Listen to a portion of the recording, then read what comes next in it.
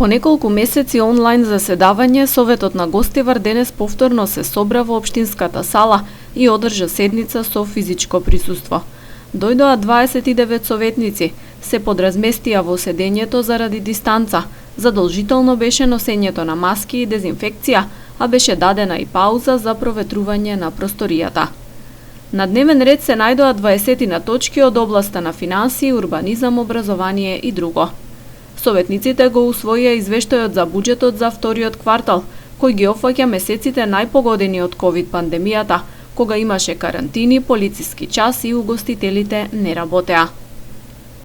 Само сопствените приходи на основниот буџет во 2020 се за 35,5% пониски од сопствените приходи на основниот буџет од минатата година за период од 1 јануари до 30 јуни. Или во проценти, значи ако навлеземе малце повеќе во детали, тоа значи дека имаме над 40 милиони денари во сума помалце приходи во овој период што го спомнувам. Тие недостаток или намалување на приходите се заснуваат најмногу на намалени приходи по неданошни приходи или значи комунални такси, најголем процент, и во сума, значи тука спаѓа околу 25 милиони денари намалени приходи.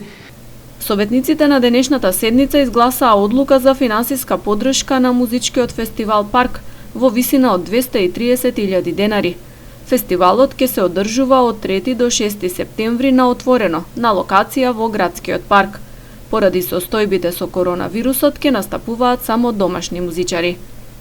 Советот даде зелено светло и на одлуката за формирање на нова градинка во состав на јавната установа Детска радост, што се наоѓа во дел на објектот на основното училиште Мустафа Кемал Ататурк во Долна Бањица.